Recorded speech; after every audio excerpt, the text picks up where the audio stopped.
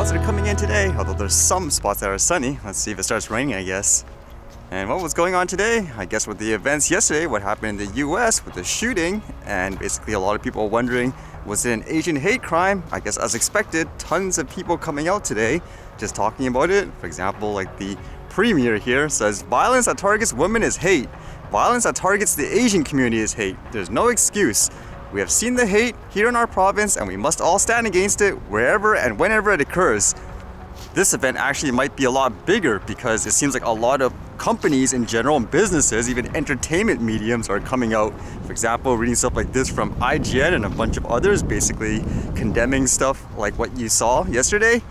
And it makes you wonder, is it gonna be, I guess, our version, like Asian people's version of, like, just say, a huge racism issue this year in terms of any change or large support? The opinions on that seems mixed, but then it was kind of interesting reading this story. You've read a bunch of stories where elderly Asians have been attacked, which a lot of people assume is because of racism, stuff like that. How about when they actually fight back? This one says, witnesses elderly Asian woman beats up man attacking her in San Francisco.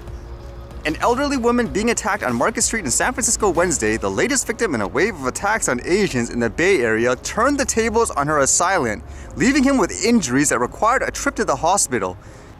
Now, apparently the way the story goes is this elderly lady was attacked unprovoked for whatever reason, and because of that, she was saying it was in her instinct to fight back, and she had like a stick or a weapon, I guess, and she really injured the guy. And even when he was taken away, I guess on the stretcher, she still wanted to attack him. It says her quote, there was a guy on a stretcher and a frustrated, angry woman with a stick in her hand. The victim appears to have suffered an injury to the side of her face and eye and was seen holding an ice pack to her face. Police said both the assailant and the victim were taken to the hospital for treatment. And again, apparently he attacked her first and is saying here, quote, she was saying, you bum, why did you hit me? The woman said to the man on the stretcher in Chinese. The woman then turned to the crowd of people who had gathered saying, this bum, he hit me. As she raised the stick, she held and sobbed. He hit me, this bum, she repeated. The woman added that she had been leaning against a light pole and all of a sudden the man punched her without provocation. The woman said that she was hit, O'Donnell says. She attacked back. From what I could see, she wanted more of the guy on the stretcher and the police were holding her back. Police did not disclose a motive for the attack and it was not clear whether the victim's race had anything to do with the assault. Officer also says there was also a second victim this morning, an 83-year-old Asian man. A 39-year-old man is now being investigated for both attacks and police say they are working to determine if bias was a factor. What a crazy twist to a story, huh? What would you say in this case? Would you say it's racism and a hate crime, or was it just completely random and coincidental that she was attacked by this guy? It makes me wonder in this case too, how would people feel overall where, by the sounds of it, she really hurt the guy afterwards, he was on a stretcher and she continually attacked him out of, I guess, frustration and all that. How would you react if all of a sudden she was actually punished more in the situation than this guy? Would you actually agree with it, saying, well, unfortunately that's what she did? Or would you say, no, she was standing up for herself and you would understand her frustration? I think that would be kind of an iffy topic for a lot of people. So is racism and Asian hate a thing, or is it just people's imagination, which some people would say? And it seems like a division overall, just in terms of, I guess, support. And it's kind of interesting reading this one, I guess, in relations to everything. This one says, hashtags aren't enough to stop Asian hate, says Vancouver racial equity advocate. People with Asian heritage were already exhausted by racism attacks over the last year before a deadly targeted mass shooting in the US Tuesday, says a Vancouver activist. Following the rampage through 3 Atlanta area massage parlors, 8 people, including 6 Asian women, were found dead. Now, the Hua Foundation's Director of Equity and Inclusions, Kimberly Wong, is speaking out about white supremacy in Canada, saying, quote, feelings of safety have dissipated, says Wong, who adds that's led to an increased isolation over the last year and has only gotten worse with this attack. For me, it's gone from a feeling of heightened awareness of my surroundings to avoiding going outside altogether because of anxiety from being harassed and insulted, Wong explains. So I had a couple of thoughts about this. I guess one, I agree 100%. I'm telling you as an Asian, I've seen it. In terms of the tension, you can call it Asian hate, racism. It just seems like a lot of people are more on edge when they see an Asian person. They assume, for example, you have the virus. So because of that, it seems like it creates more conflict. Case in point, I showed you guys, remember that jerk jogger or whatever? With that said though, in reading that quote saying how the person is speaking out about white supremacy in Canada, where apparently I guess that should be the focus in terms of why people are the way they are.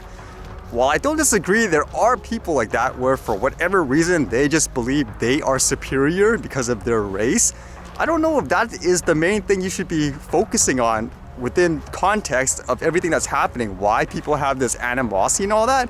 Just as an example, I remember back way before these shutdowns and all that here in North America, this virus stuff was only in Asia, correct? Like China. And because of that though, a lot of people were actually terrified to see an Asian person in general in North America, and it wasn't just a Caucasian person. Remember that news? I still remember it clearly, where apparently it was in the US, it was in a subway, and there was this person spraying the Asian person with like Febreze or something like that because he was so terrified that an Asian person has the virus. From what I saw there was no discrimination. It was people of different race and backgrounds. To me, that would show the big issue is, I guess, information that people are reading, how they interpret it, and there's no critical thinking. Isn't that the biggest concern in terms of all this hate and all that? That's what I would say. You better move. Tell him to move. Because he's standing right next to me. I don't want him under me. Tell him to move.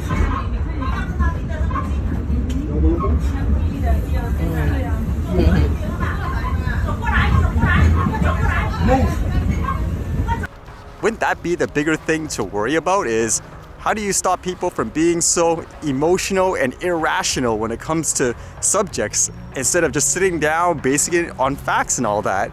I think that's the more long-term goal, which I guess you could say it's going to take way too long, so maybe that's why people want to focus on really specific niche topics, but ultimately in the end I think that is the issue.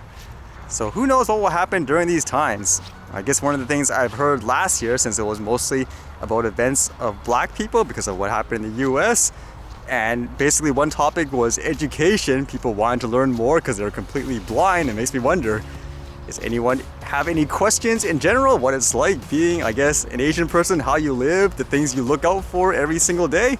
I'll be happy to answer it too. And a quick thing I read today, apparently there's a company claiming their drone lasts the longest in terms of a world record. It says here, Skyfront drone sets endurance and distance record of 13 hours, 4 minutes.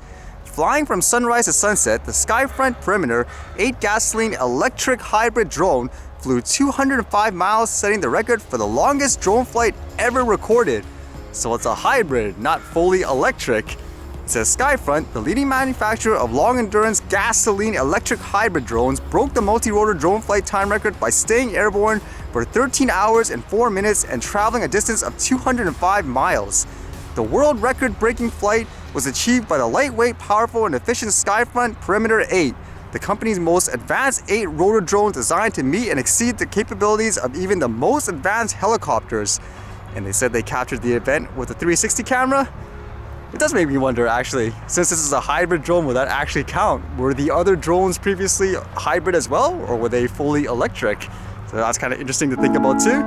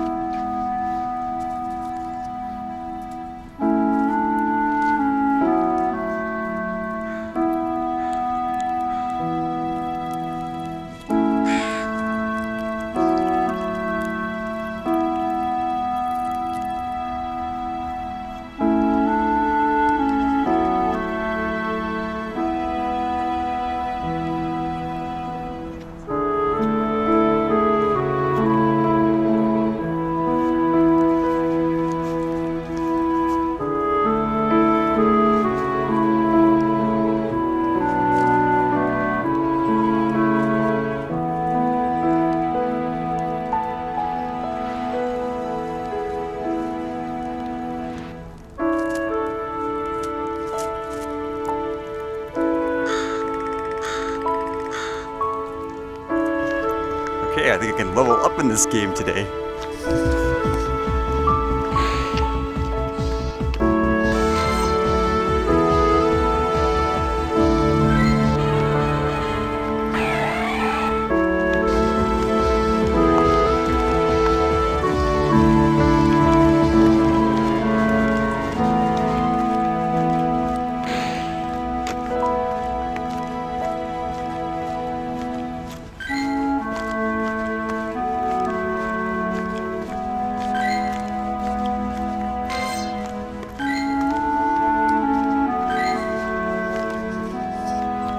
Check out this requirement for the next level. Walk 200 kilometers with your buddy, walk 25 kilometers in 1 week using Adventure Sync 8 times.